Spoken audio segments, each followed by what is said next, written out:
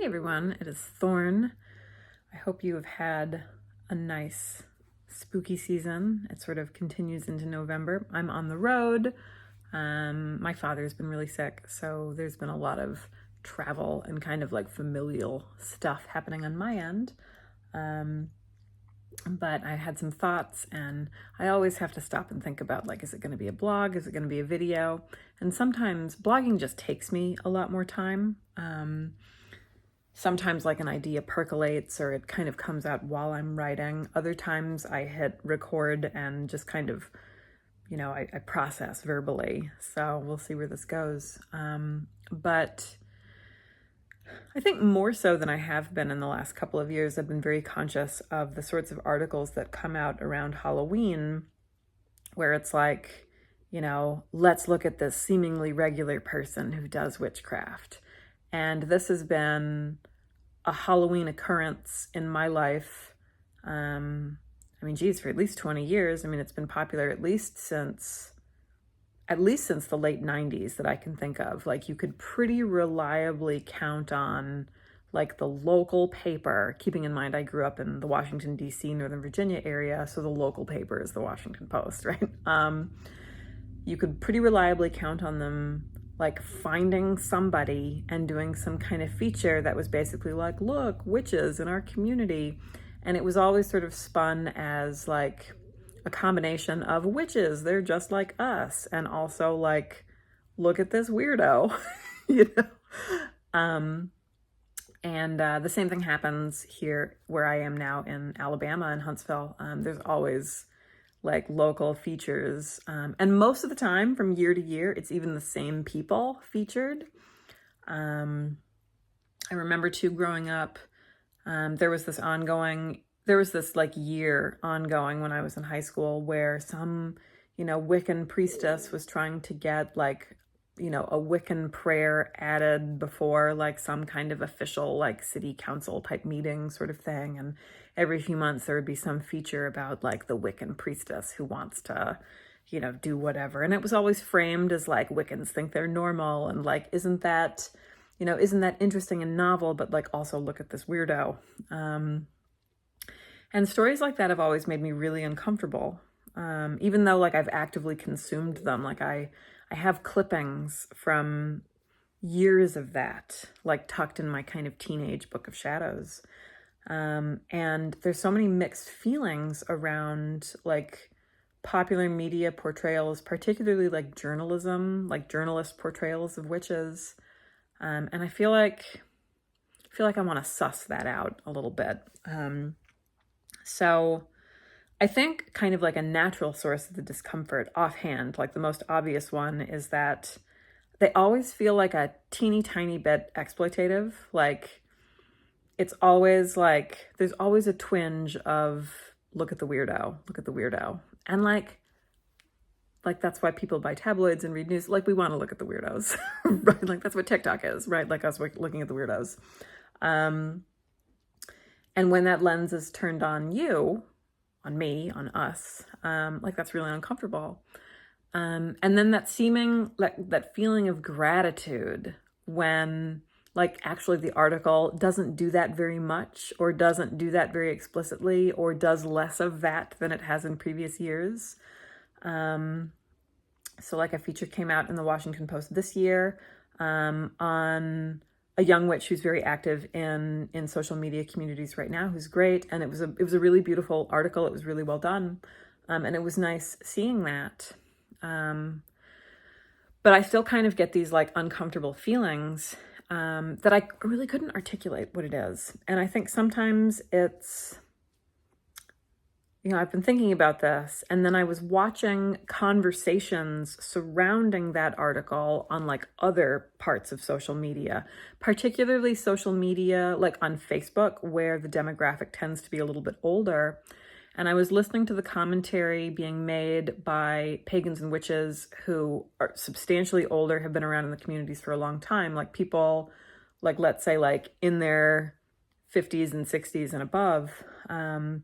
And they were saying kind of collectively that they had found this article disappointing, not because of the content of the article per se, or because of the young person who was featured, but just because articles like that do tend to focus on teenagers. Like, aside from, like look at the neighborhood weirdo, there's always this twinge of, and it could be your children, right? Like there's something about how those articles are not just about witches, they're also about families and children, that feels very uncomfortable. And kind of listening to the conversation amongst this older crowd, like multiple older crowds, like various Facebook communities, the sentiment seemed to be like, hey, like us old timers have been here for ages, like we know so much, like why is the lens always pointed on young people? Like why is it framed as like, look at the trendy thing that these teenagers are doing? And yeah, like I see that. Like I remember it must have been like 2000, 2001, 2002 maybe, early 2000s.